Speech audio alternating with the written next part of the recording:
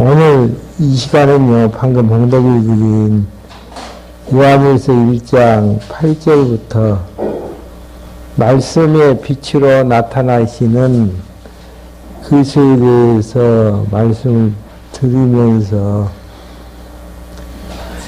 지혜와 진리 또는 범죄와 말씀의 관련성에 대한 내용부터 정리해 드리려고 합니다. 요한일서의 내용은요, 배경 자체가 영지주의가 그 당시에 성행을 했습니다. 영지주의라는 것은 이언론의 사고에 입각해서 영혼은 선하고 육체는 부패하고 타락했다라는 쪽에서 이제 논리를 정리를 해 가면서 신간을 창조론을 봤을 때에도 이 땅이, 이 세상이 타락한 것 같으니까 하나님의 피조물은 아니다라고 정리를 하고 있고요. 구원론에 있어서도 예수님을 믿어가지고 구원을 얻는 게 아니고 영적인 지식에 의해서 세속세계를 빠져나가는, 그래서 신에게 기이하는 방법을 통해서 구원을 얻게 되어지는데 영적인 지식에 의해서 되어진다라고 이야기를 하게 되어집니다. 결정적인 문제점은요, 이언론의 사고에 의해서 예수님께서 육체를 입고 이 땅에 오셨는데 육체는 타락한 육체이기 때문에 예수님께서 그 육체를 입으실 리가 없다, 환상으로 오셨음을 정리를 하게 되어집니다. 여기에 이런 이제 영지주의 사상에 의해서 많은 미혹자들에 의해서 흔들리고 있었을 때에 요한이 펜을 들어서 서두 부분에서는 그것에 대한 확증을 해주시는 내용이 나오고 있습니다. 그러니까 비질을 타파하는 방법의 유일한 비결 자체는 진짜 복음이 무엇인가를 정리를 하지 아니하면은 가짜 복음의 문제점들을 제기할 수가 없습니다. 그래서 요한일서에서는 그리스도에 대해서 확증을 하는데, 그리스도는 어떤 분이셨는가? 영원한 생명의 말씀이셨고 그 말씀의 빛으로 이 땅에 오셔서 어둠에 있는 자들에게 빛을 비춰주시는 그리스도 되심을 정리를 해주고 있습니다. 그래서 이제 1장 내용에서 1장 1절에 보게 되면은 태초부터 있는 생명의 말씀에 관하여는 우리가 들은 바요, 우리의 눈으로 본 바요, 주목하고 우리의 손으로 만진 바라. 분명히 이제 태초에 말씀이 계셔서 하나님께 계신 말씀이 이 땅에 오셔서 우리에게 이제 보여주셨는데, 그의 말씀을 들었고 눈으로 보았고 또 이제 주목하고 손으로 이제 만졌던 너무 확실한 그리스도였음을 정리를 하면서요, 그 말씀으로 오신 예수 그리스도가 빛을 통해서 우리에게 비춰주셨는데, 제 문제를 이제 언급을 하게 되어지죠. 7절 부분에서 저가 빛 가운데 계신 것 같이 우리도 빛 가운데서 행하면, 영원한 말씀이 빛으로 이제 이 땅에 오셨는데, 그 빛으로 오신 예수님을 믿고 행하게 되어지면은 우리가 서로 사귐이 있고, 그 아들 예수 그리스도의 피가 우리를 모든 죄에서 깨끗게 하실 것이요.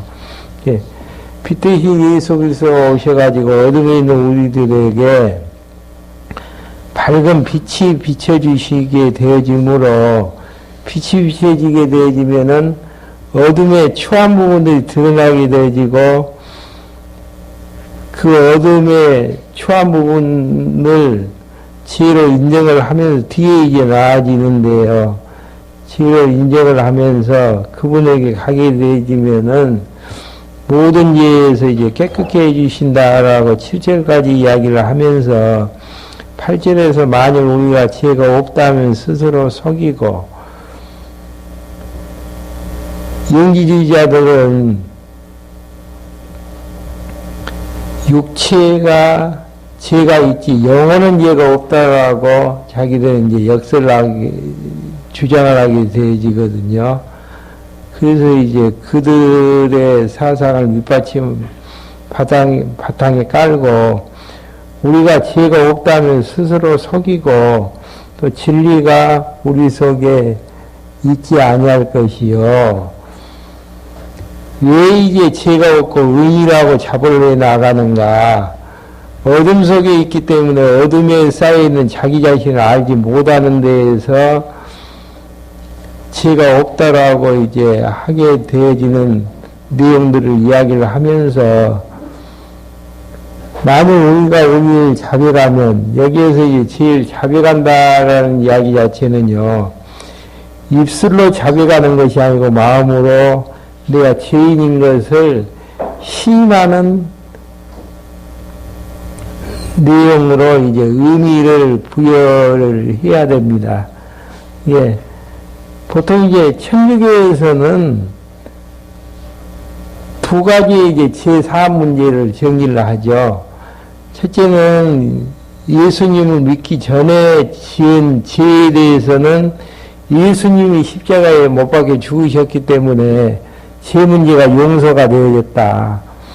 라고 이제 정리를 하게 되어지는 것이고요. 그다음에 그 이후에 이제 예수님을 믿은 다음에 죄 문제는 신부에게 가서 고해성사를 하게 되어지므로 죄사함을 받았다라는 확증을 이제 얻게 되어지는 데에서 죄 문제를 용서를 받기 때문에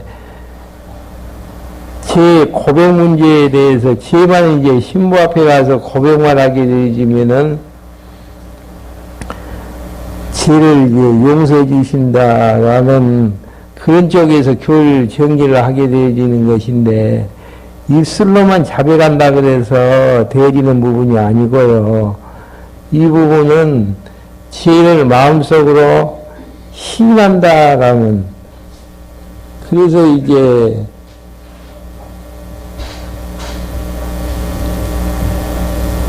시편 51편 17절에 오게 되어지면요, 어떻게 이제 죄를 시인하고 죄를 토해내야 되는가?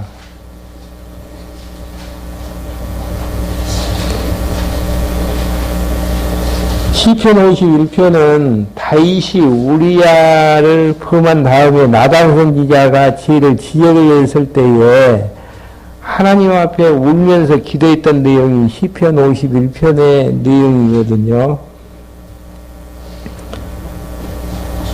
시편 51편 5절부터 한번 봐볼까요?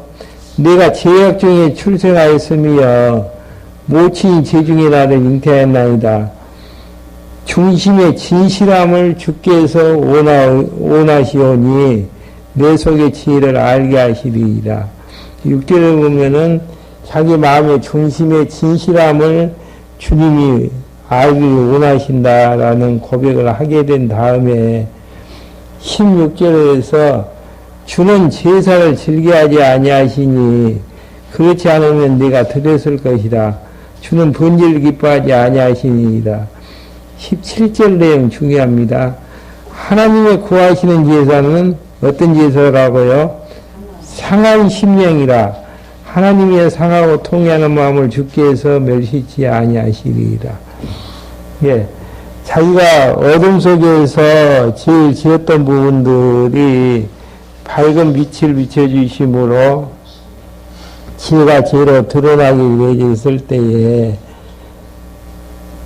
상한 심령을 통해서 상하고 통회하는 마음으로 주께 이제 회개케 되어지는 마음속에서 이제 시인한다라고 하죠. 예.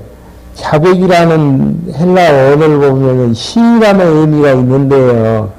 입술로 고백한다라는 의미보다는 마음속으로 자기가 죄인인 것을 시인한다라는 이야기는 어떤 의미로 이야기할 수가 있는가?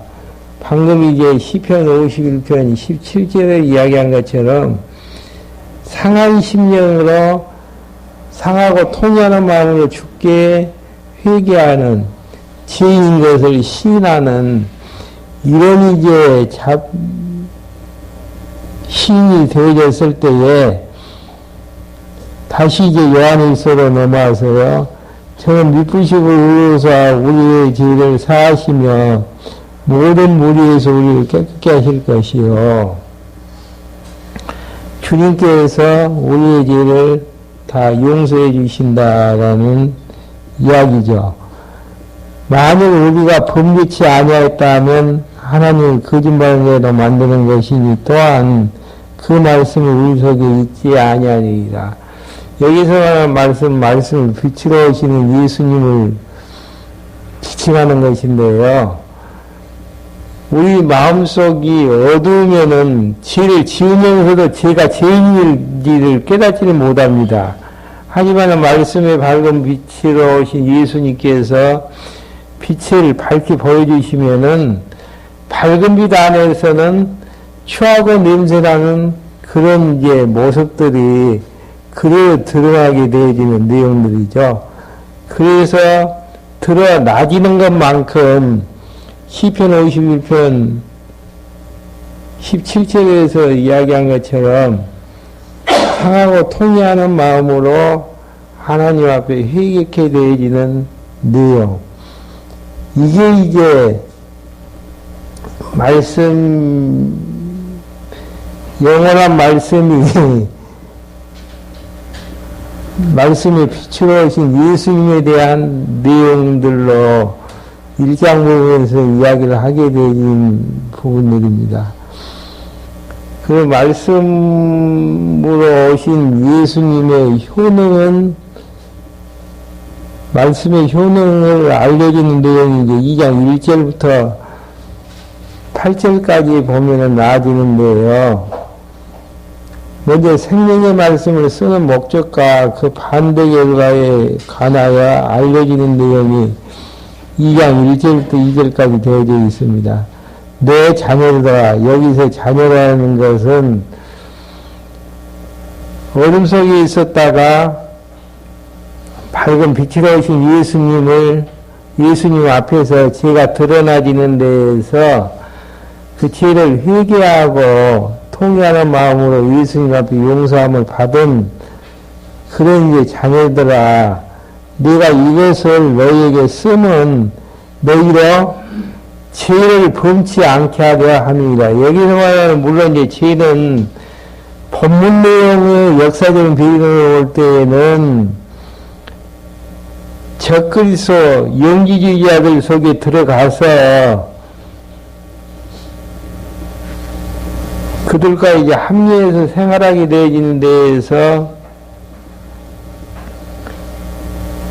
그것을 이제 대적하는 그런 이제 부분들이 죄로 이제 직접적으로 지칭할 수 있지만은 어둠 속에서 그리스도를 무시하고 멀리 예수를 통치를 받지 아니하고 생활해 나가는, 욕심에 의해서 생활해 나가는, 사사기에 나온 것처럼 왕이 없으므로 자기 소견에 옳은 대로 행해 나가는 이런 이제 자기의 마음대로 살아나가는 죄를 범치 않게 하려 한다라고 이야기를 하고 있습니다. 만일 누가 범죄하면 아버지 앞에서 우리에게 대언자가 있으니, 예. 로마서 이제 7장에 오게 되면요, 친의의 복음을 사도 바울이 정리를 하면서 중생인들의 특징 한 가지를 열거하는데요.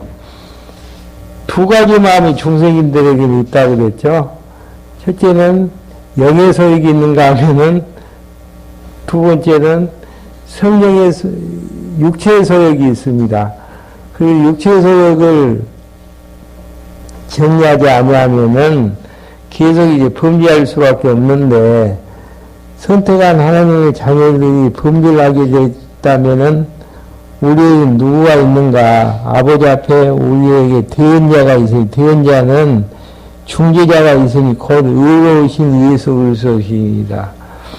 의로우신 예수 그리스도가 중재자가 되어서 우리를 변호해 주시고 또 위로해 주시는 그분이 계셨는데, 그분은 어떤 분이신가? 저는 우리를 위한 화목제물이시니, 죄를 지으면은 하나님과 우리 사이가 벌어진 상태에서 원수관계가 되어지는데, 그 우리와 죄인인 우리와 하나님을 연결할 수 있는 화목제물로 십자가에 죽으셨다라는 이야기죠. 우리만 위할 뿐 아니요 온 세상의 죄를 위하니, 여기에서 이제 온 세상의 죄를 위해서 예수님께서 죽으셨다라고 이야기를 했을 때에 모든 사람의 죄를 이야기하는 것인가? 로마서에 보면은 선택한 유대인들과 이방인을 지칭해서 온 세상의 죄를 이제 이야기를 하고 있습니다. 한번 봐보실까요?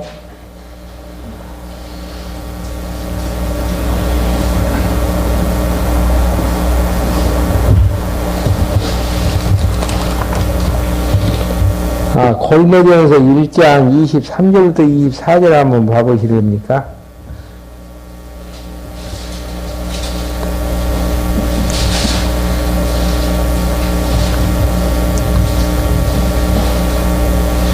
고린도전서 1장 23절부터 24절입니다. 우리는 십자가에 못 박힌 그리스도를 전하니 유대인에게는 거리끼는 것이요 이방인에게는 미련한 것이로되 오직 부르심을 믿는 자들에게는 유대인이나 헬라인이나 그리스도는 하나님의 능력이요 하나님의 지혜니라. 여기에서 이제 세상의 모든 사람의 이제 죄를 위해서 이제 죽으셨다, 화목제물로 죽으셨다라는 이야기는요, 여기에서 이제 유대인들뿐 아니고 헬라인을 포함한 유대인과 이제 이방인의 모든 죄를 위해서 죽으셨음을 이야기를 해주고 있습니다. 세상 죄와, 온 세상 죄라는 것은 이 유대인과 헬라인, 이방인들의 모든 선택한 백성들의 죄를 위해서 죽으심을 이야기하는 것이지, 안 믿는 사람까지 이야기하는 것은 아니라는 것입니다. 그 다음에 우리가 그의 계명을 지키면 이로써 우리가 저를 아는 줄 알 것이요. 여기에서 말하는 계명이라는 것은 예수님이 주시는 계명인데요. 한번 봐보시오. 요한복음 13장 34절 세계명 주시는 내용 한번 확인 한번 해보시죠.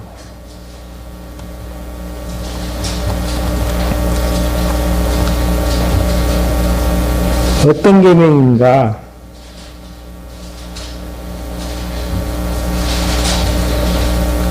요한복음 13장 34절에 보게 되지는 새 계명을 너희에게 주노니 서로 사랑하라. 내가 너희를 사랑한 것 같이 너희도 서로 사랑하라. 너희가 서로 사랑하면 이로써 모든 사람이 너희가 내 제자인 줄 알리리라.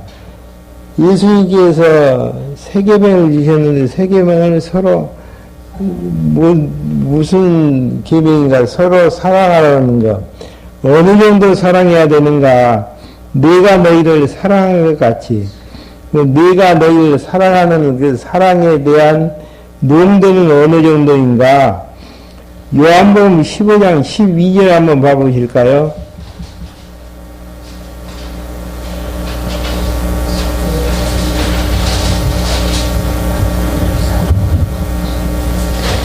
요한복음 15장 12절 내 계명은 곧 내가 너희를 사랑하는 것 같이 너희도 서로 사랑하는 이것이니라. 그러면서 이제 예수님께서 최고의 사랑을 이야기해 주셨는 13절. 사람이 친구를 위하여 자기 목숨을 버리면 이보다 더 큰 사랑이 없나니 너희가 나의 명한대로 행하면 곧 나의 친구라. 이 친구를 위해서 목숨을 버리는 그 사랑, 예수님께서 직접 우리에게 해주셨지 않습니까? 해주신 것처럼 그런 사랑에 대한 감동 속에서 너희들도 서로 사랑하면서 살라라는 내용. 그러니까 이 사랑 계명을 지키면은 다시 요한일서 2장 3절로 와서요. 우리가 그의 계명을 지키면 서로 사랑하는 계명을 지키면 이로써 우리가 저를 아는 줄 알 것이요. 그리스도를 안다라는 내용이 무엇인가? 서로 사랑하는, 주님이 우리를 사랑하셨던 사랑을 깨닫고 서로 사랑하면서 사는 거, 그게 이제 주님을 안다라는 이야기입니다. 그러니까 우리가 이제 이론적으로만 이야기하면은 그리스도 보내주신다고 했는데 그리스도가 이 땅에 오셔서 십자가에 죽게 하심으로 우리의 죄를 용서해 주셨다 라고 이제 이론적으로는 정리하는 것이 아니고 진짜 이제 이 땅에 오신 말씀의 빛으로 오신 예수 그리스도를 안다라는 게 무엇인가? 주님이 우리를 사랑하셨던 그 사랑을 깨닫고 사랑의 감동 속에서 서로 사랑하면서 사는 것이 누굴 아는 것이라고요? 말씀 대신 예수 그리스도를 아는 거라는 이야기입니다. 그러면서 4절 내용에서 저를 아노라 하고 그의 계명을 지키지 아니한 자는 거짓말한 자요. 예수 그리스도가 말씀의 빛으로 오신 분이심을 안다고 하면서 그의 계명은 어떤 계명이었죠? 요한복음 14장 34절 35절에 나와 있는 서로 사랑하라는 계명을 지키지 아니한 자는 거짓말한 자요. 진리가 그 속에 있지 아니하되, 진리가 없다는 이야기는 말씀에 빛이 비치지 아니했기 때문에 어두워서 이제 어두운 것만 이제 보게 되는 모습도 이제 누구든지 그의 말씀을 지키는 자는 하나님의 사랑이 참으로 그 속에서 온전케 되나니 이로써 우리가 저 안에 있는 일을 아느니라. 요한복음은 예수님 안에 우리가 있었을 때 서로 사랑할 수가 있는데요. 6절까지 읽고 이야기하죠. 저 안에 거한다는 자는 그 행하신 대로 자기를 행할지니라. 그러면 저 안에 거한 어떻게 이제 사랑 계명을 행할 수 있는가? 주님 안에 있었을 때 가능한데요. 요한복음 15장 한번 봐보시죠.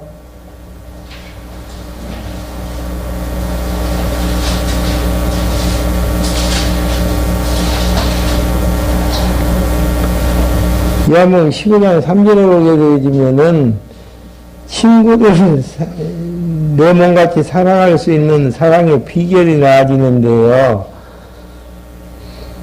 요한복음 15장 3절에 보게 되면 너희는 내가 일러준 말로 이미 깨끗하였으니 내 안에 거하라. 나도 너희 안에 거하리이라.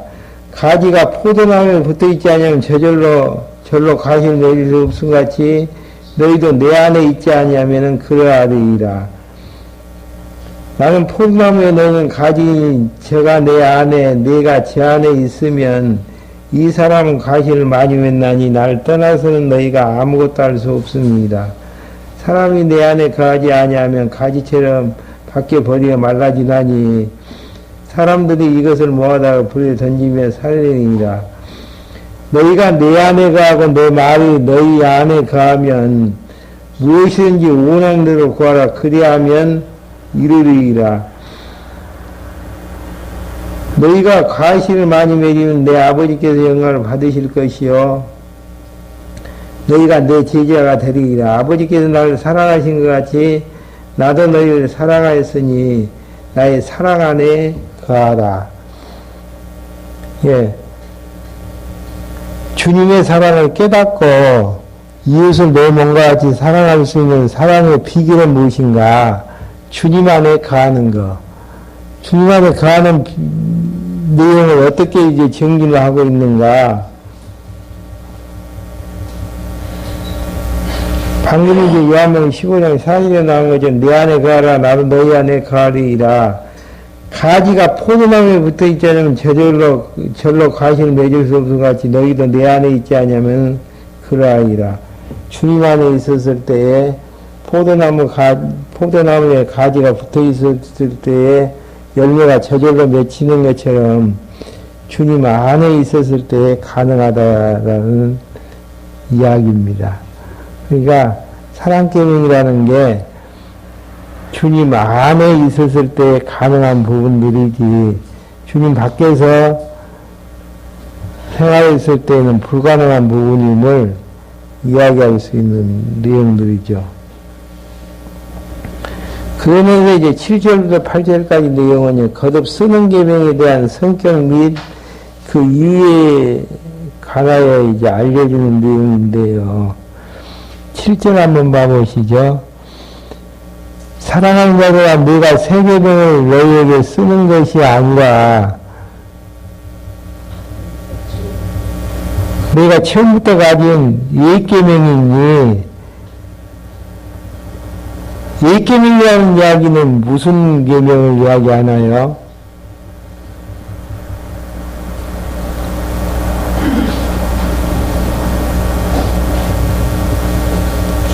여기서 말하는 새로운 계명이라는 것은 예수님이 살아계실 때에 주셨던 계명이 아닌 새 계명을 이야기하는 부분들이고요. 옛 계명이라는 이야기는 예수님이 살아계실 때에 제자들에게 말씀해 주셨던 요한복음 13장 34절부터 35절까지 내용에 서로 사랑하라는 계명을 옛 계명이라고 이야기를 하게 됩니다. 그러니까 여기서 말하는 옛 계명이라는 이야기는 모세에게 주셨던 옛 계명, 율법 계명이 아니고 예수님께서 옛날에 살아 계실 때, 그러니까 지금 이 내용이 쓰여질 때만 해도 몇 년도냐면은 90년도거든요. 그러니까 예수님께서 이 땅에 오셔가지고 말씀하실 때가 30년에서 33년이라고 했을 때에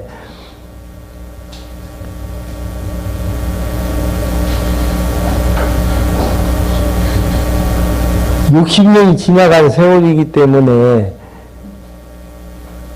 옛 계명이니 이 옛 계명은 너의 들은 바 말씀이거니와 이미 이제 너희들에게 사랑하라는 계명, 옛 계명을 예수님이 말씀한 60년 전에 말씀하셨던 내용들을 이야기를 해 주셨었는데 그것은 들었던 말씀이거니와 다시 내가 너희에게 새 계명을 쓰노니 60년이 지나서 이제 다시 이제 새롭게 이야기를 하는데 여기에서 다시는 헬라어 의미로 봤을 때 다시 한 번으로 번역이 되어지는 게 정확합니다. 다시 한 번 너희에게 이제 새 계명을 쓰노니 서로 사랑하라는 계명을 쓰노니 저희와 너희에게도 참된 것이라. 이는 어둠이 지나가고 참빛이 벌써 비침이니라. 이제 어둠에 타락한 세상이 지나가면서 글쎄 참빛이 이제 벌써 비치게 되어진다라는 이야기입니다. 그 다음에 이제 2장 9절부터 17절까지 내용은요, 빛의 결과에 대해서 알려주는 내용이 나오고 있습니다.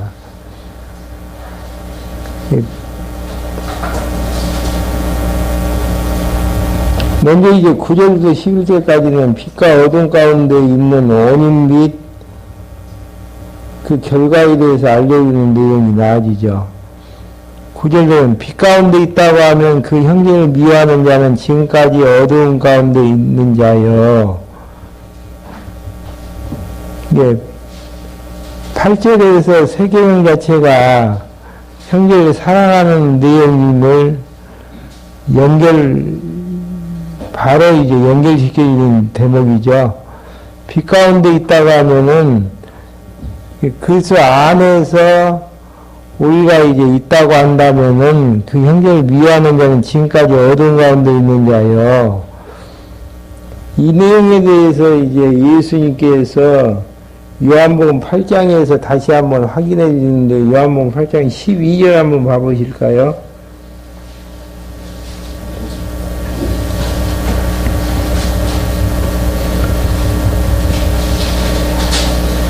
요한복음 8장 12절을 보게 되시면은 예수께서 또 일러 가라사대 나는 세상의 빛이니 나를 따르는 자는 어디에 다니지 아니한다고요? 어둠에 다니지 아니하고 생명의 빛을 얻으리라. 예. 빛 대신 예수 그리스도를 따르는 자는 어둠 속에 있지 아니하고 빛 가운데로 다니게 되어지는 내용으로 이야기를 하듯이 빛 가운데 있다고 한다면은 형제를 미워하는 자는 지금까지 어두운 가운데 있는 자요. 예. 말씀되신 그리스도 안에 있다고 하는 자는 형제를 미워하지 아니하고 사랑하게 되어지는 이런 이제 내용으로 빛 가운데 있음을 정리할 수 있는 부분들이죠. 그의 형제를 사랑하는 자는 빛 가운데 거하여 자기 속에 거리낌이 없으나 거리낌이라는 것은 헬라 언어에서는 함정이라는 내용으로 이제 정리할 수가 있습니다. 이게 다시 한번 그렇게 정리를 한다면은 그의 형제를 사랑하는 자는 빛 가운데 거하여 자기 속에 함정에 빠지지 않으나 그의 형제를 미워하는 자는 어두운 가운데에서 어두운 가운데 행하며 갈 곳을 알지 못하나니 이는 어둠이 그의 눈을 멀게 하였음이니라. 형제를 미워하는 자는 어둠 속에 있다라는 이야기는 주님 안에서 밝은 빛을 인담을 받지 못한다라는 이야기로 어둠이 그의 눈을 멀게 했다라는 이야기입니다. 그 비슷한 내용 이야기 한번 확인 한번 해볼까요? 고린도후서 4장 3절 한번 찾아보죠.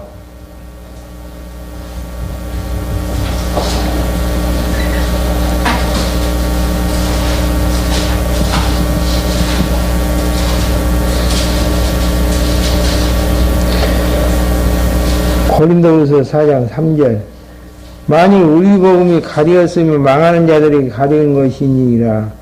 그 중에 이 세상 신이 믿지 아니하는 자들의 마음을 혼미케 하여 그리스도의 영광의 복음의 광채를 비치지 못하게 함이니 그리스도는 하나님의 형상이니라. 그러니까 영광의 복음의 광채가 비치지 아니하는 자는 어떤 자인가?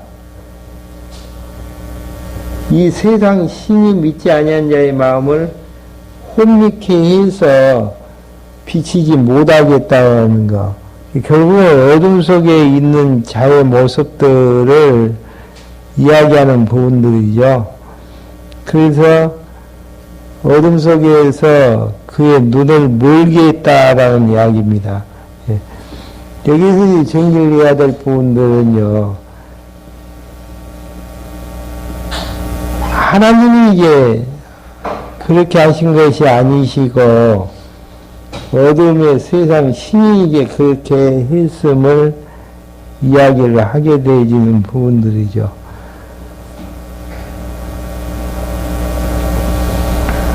그러면서 이제 12절부터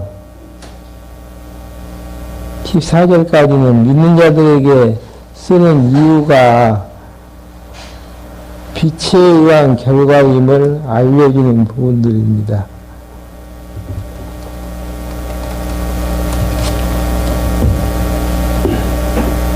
12절 한번 봐보실까요? 자녀들아, 내가 너에게 쓰는 것은 너희 죄가 그 이름으로 말미암아 사함을 얻음이요. 아비들아, 내가 너에게 쓰는 것은 너희가 태초부터 계신 이를 알미요. 청년들아, 내가 너에게 쓰는 것은 너희가 악한 자를 이겼습니다. 이 내용을 보게 되면요, 요한일서 내용 자체가 한 편지로 이제 쓰여지게 되어져서 서로 이제 돌아가면서 이제 보게 되어지는 성경의 계시의 말씀인데요. 어린 자하고 성숙한 자하고 강한 자하고의 쓰는 목적 자체가 다 다른 것임을 확인할 수 있습니다. 먼저 자녀들은 어린 신앙인 자녀들로 이야기하시면 되지, 이해를 하시면 되집니다.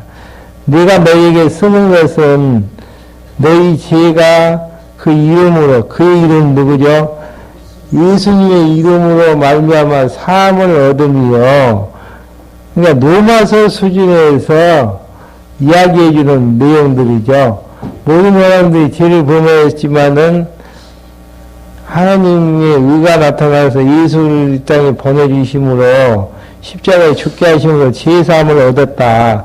예, 영지주의자를 이야기한 것처럼 구원 문제가 아니고 결국은 예수님의 이름으로 죄사함을 얻었음을 이해시키기 위해서 어린 자들에게는 이야기를 하고 있고요. 아비들, 신앙이 노숙한 자들, 성숙한 자들 이야기하는 부분들이죠. 내가 너에게 쓰는 것은 너희가 태초부터 계신 이를 알미요. 예수 그리스도가 언제부터 자녀들에게는 십자가에 죽게 하심으로 구원을 주시는 하나님에 대해서만 구원을 얻었음을 이야기하게 되어지는 부분들이고요. 그 구원자로 오셨던 그분은 누구셨는가? 태초 영원부터 계신 말씀으로 계신 그분이셨다라는 영혼의 관점에서 예수 그리스도를 정리해 주는 내용들입니다. 그 내용들이 예를 든다면, 대비해서 예를 든다면은 자녀들에게는 로마서 수준으로, 신앙이 성숙한 자들에게는 에베소서 수준으로, 구원 문제를 이야기할 때에 교회 기초를 이야기하면서 어떻게 이야기를 하죠? 창세전 그리스도 안에서 선택부터 이야기를 하죠. 영혼의 선택부터 이야기를 하게 되어지고요. 그걸 위해, 그 선택한 백성을 위해서 예수 그리스도를 보내주셔 구속을 하셨고 성령을 인쳐주셨고 머리로 세워주셨던 이미 선택부터 이제 이야기를 하게 되어지는 내용으로 정리하게 되어지고요. 청년들아, 내가 너희들에게 쓰는 것은 너희가 악한 자를 이겼습니다. 청년들은 신앙이 최고되어 있는 자를 이제 지칭을 하는데요.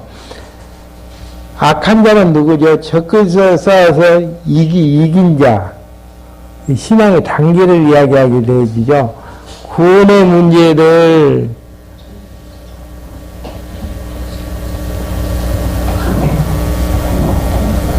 구원의 문제만을 이야기를 하는 것은 어린 자에 대해서 국한을 시켰고요. 성숙한 자는 말씀으로 오신 예수 그리스도가 영원한 말씀의 생명의 말씀이심을 정리를 하고 있고요. 그 다음에 이제 신앙이 이제 아주 강한 자의 모습은 승리하게 되어지는, 적그리스도와 비질과 싸워서 승리하게 되어지는, 이렇게 정의를 했을 때에 죄에다가 죄 패배한 자의 모습으로 드러나지는 신앙인들은 성숙한 자입니까? 어린 자입니까? 어린 자라고 국한시킬 수가 있는 부분들이죠. 예. 죄에 대해서 패배했으면서 신앙이 좋은 것처럼 이야기하는 그 자체는 문제가 있다는 이야기입니다. 똑같은 말씀을 들었을 때에 이제 막 와서 신앙생활을 해나가는 분들은 예수 믿으면은 구원 얻는다. 이 정도 선에서 정의할 부분들이죠. 그 다음에 이제 말씀을 듣게 되면 구원을 주셨던 예수님은 누구신가? 영원에서 말씀으로 계셨던, 태초부터 계셨던 분이시다. 그 다음에 이제 신앙으로 무장된 자는, 최고로 성숙한 자는 비진리와 싸워서 이기는 자를 이야기하는 부분들이죠. 그 내용을 14절부터 좀 시간이 어중간하네요. 다음 시간에 12절부터 다시 한번 정리를 하면서 3장 내용하고 연결지어서 말씀해 드리기로 하겠습니다. 기도하고 말씀 마치겠습니다. 하나님 아버지, 저희들 이 시간에 불러 모아주셔서 말씀으로 오신 예수 그리스도를 정확하게 정리해 주심으로 적그리스도가 누구인가를 통해 적그리스도를 배격해 나가시는 요한일서의 내용을 통해서 다시 한번 신앙의 정리를 할 수 있도록 인도해 주심을 감사드립니다. 저희들 부족하고 연약하지만은 선택해 주셔서 말씀을 공부하게 하셔서오니 비진리와 싸워서 넉넉히 승리하는 승리자로 만들어 주시기 위해서 말씀을 무장해 나가는데 부족함이 없도록 인도해 주시옵소서. 예수 그리스도의 이름으로 기도했습니다. 아멘.